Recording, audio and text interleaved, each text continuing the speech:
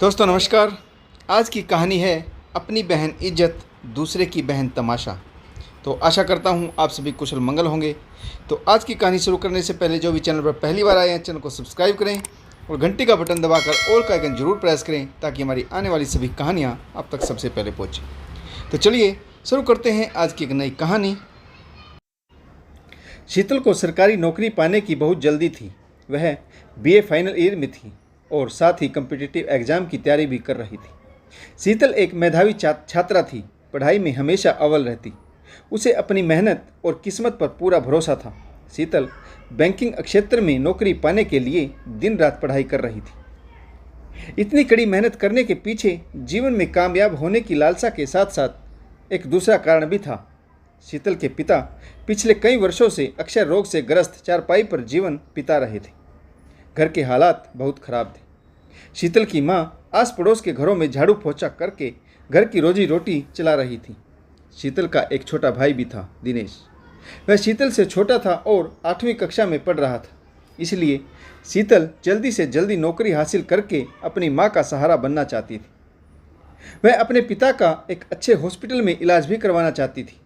शीतल college की दूसरी लड़कियों से बिल्कुल अलग जिंदगी बिता रही थी।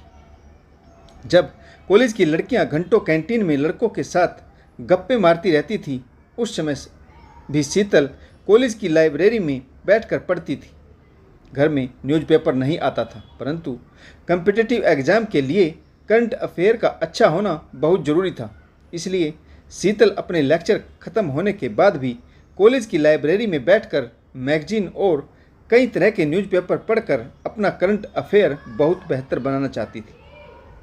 उसके पास संसाधनों की कमी थी, परंतु फिर भी वह किसी न किसी तरीके से जुगाड़ लगाकर मेहनत कर रही थी। शीतल के परिवार की जीवन शैली बहुत साधारण थी।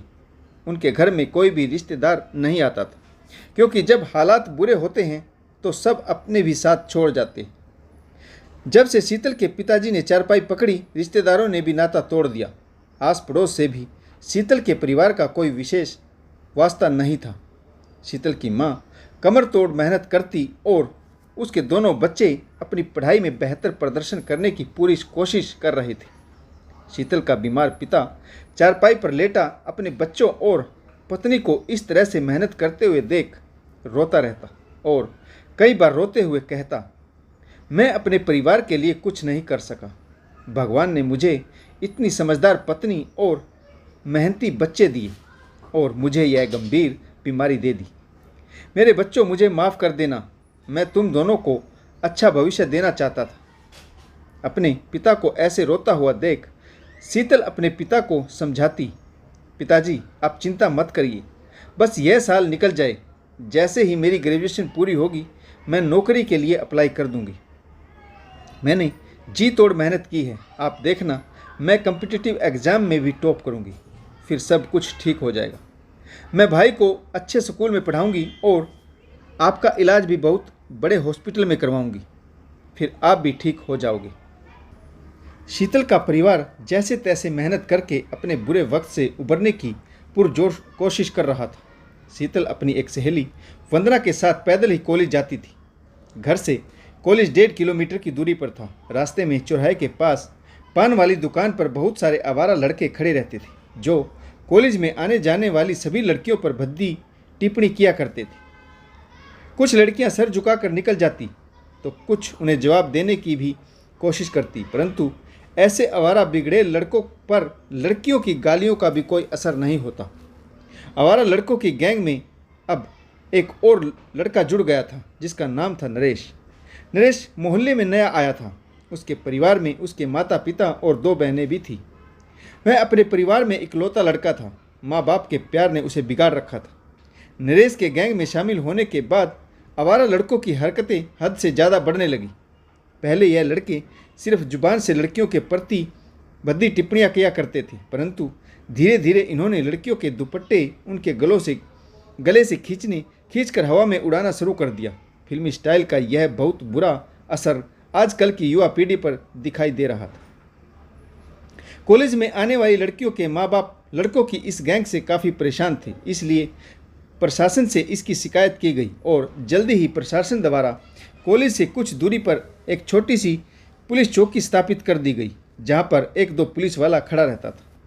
पुलिस के डर से आवारा लड़कों की इस गैंग ने अपनी हरकतों पर तो काबू कर लिया, परंतु वह लड़के आती जाती लड़कियों को घूरते रहते थे। एक दिन नरेश की नज़र शीतल पर पड़ी और वह पहली नज़र में ही शीतल को दिल दे बैठा।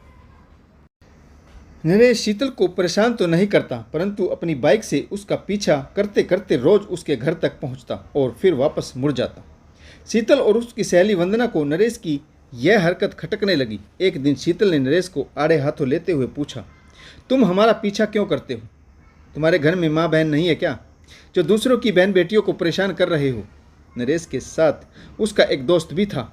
नरेश कुछ नहीं बोला, परंतु उसके दोस्त ने कहा, मैडम माँ बहन तो हैं, पर आपकी कमी है। नरेश हंस रहा था। शीतल को बहुत गुस्सा आया। उसने अपने पैर से चप्पल निकाली तो नरेश और उसका दोस्त बाइक वापस मोड़कर वहां से चले गए। इसके बाद नरेश शीतल को अपना मोबाइल नंबर देने की कोशिश करता, छोटी सी चिट बनाकर उसकी तरफ उछाल देता। शीतल बिना कागज की तरफ देखे वहां से निकल जाती। नरेश शीतल को परेशान कर रहा था। एक दिन नरेश ने बीच चौराहे में शीतल का हाथ पकड़ लिया। शीतल ने दूसरे हाथ से एक जोरदार तमाचा नरेश के मुंह पर जड़ दिया। बीच चौराहे पर अपनी बेइज्जती को नरेश सहन नहीं कर सका। उसके दोस्त भी उसका मजाक उड़ा रहे थे। नरेश ने शीतल को धमकी दी, मैं तुम्हें देख लूंगा, कहीं मुंह दिखाने के लायक नहीं छोड़ूंगा तुम्हें। शीतल ने जब यह बात अपने घर आकर बताई तो उसकी माँ डर गई। शीतल की माँ ने कहा, बेटी हमें इन आवारा लड़कों के मुंह नहीं लगना, तुम कल से अपने छोटे भाई को साथ ले जाया करो।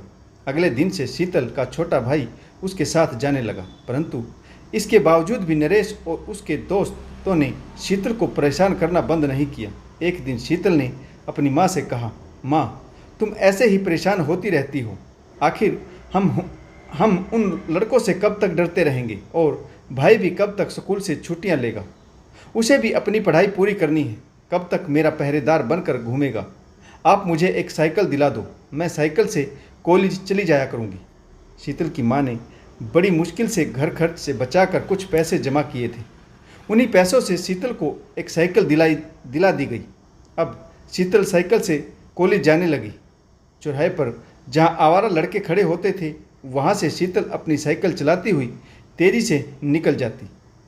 नरेश और उसके दोस्तों की हरकतें यहाँ पर भी ख़त्म नहीं हुई।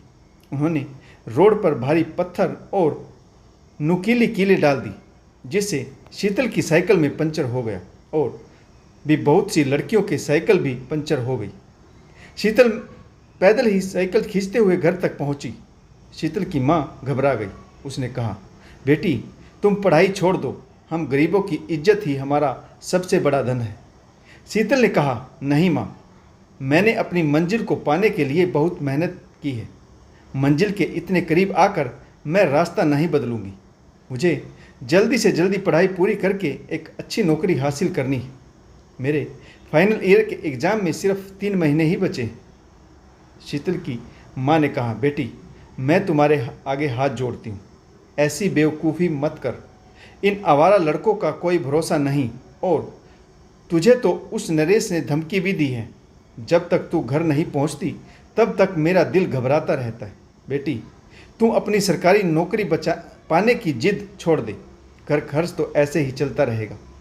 8-10 साल में तेरा भाई बड़ा हो जाएगा, वह नौकरी करेगा तो हमारे हालात भी सुधर जाएंगे। बस बहुत हुई तेरी पढ़ाई, मैं कल ही तेरे मामा जी से तेरे लिए अच्छा सा लड़का ढूंढने के लिए कह दूंगी।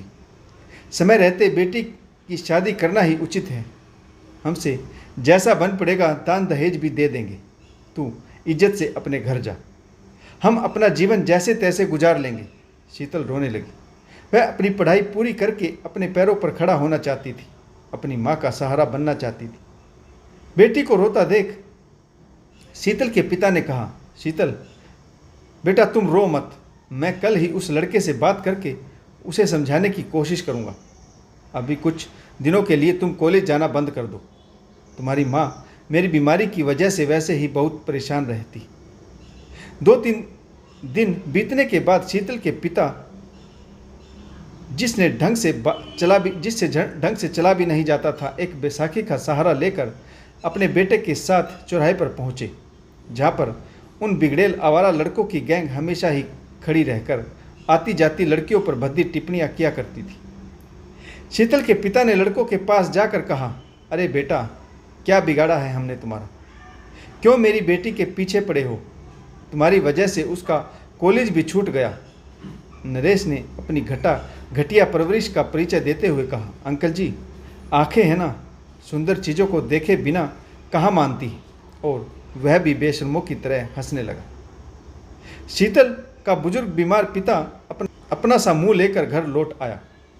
एक दिन नरेश अपनी दोनों बहनों और माता पिता के साथ दूसरे शहर में अपने किसी रिश्तेदार के यहाँ शादी अटेंड करने जा रहा था। बस स्टैंड पर बहनों और माता पिता को बिठाकर नरेश टिकट काउंटर पर टिकट लेने लगा। वहाँ पर 3-4 लड़के बहुत देर से नरेश की बहनों को घूर रहे थे। एक लड़के ने कहा, क्या चीज़ है यार, अपने मोहल्ले की तो नहीं लगती।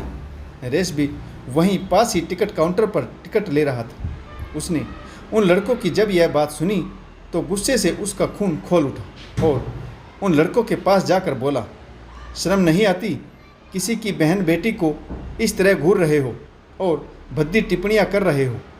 उनमें से एक लड़के ने कहा, आंखें हैं ना, सुंदर चीज़ों को देखे बिना कहाँ मानती है। और सभी लड़के हंसने लगे। यह सुनकर नरेश का पारा और भी हाई हो गया और वह हाथापाई करने ही वाला था कि उसे उनके कहे हुए शब्द जाने पहचाने से लगे। उसे याद आया कि जब किसी लड़की के माता पिता उसका विरोध करते हैं तो वह भी तो इन्हीं शब्दों का इस्तेमाल करता है। नरेश ने अपने गुस्से को काबू कर लिया और अपने माता पिता के पास पहुंच गया। नरेश के पिता के चेहरे पर चिंता की लकीरें थीं, ठीक वैसे ही लकीरें जैसी शीतल के पिता के चेहरे पर थीं। जब वह नरेश को समझाने आया था, एक जवान बेटी के हर पिता के चेहरे पर ऐसी ही चिंता की लकीरें होती। नरेश की नज़रों के सामने एक बार में ही सारा दृश्य घूम आया। पूरे रास्ते नरेश यही सोचता रहा कि उसने शीतल और दूसरी न जाने कितनी ही लड़कियों के साथ कितना बुरा बर्ताव किया। नरेश अपनी भूल सुधारना चाहता था, इसलिए दूसरे शहर से शादी अटेंड करके वापस आने के बाद सीधा वह शीतल के घर पहुंचा।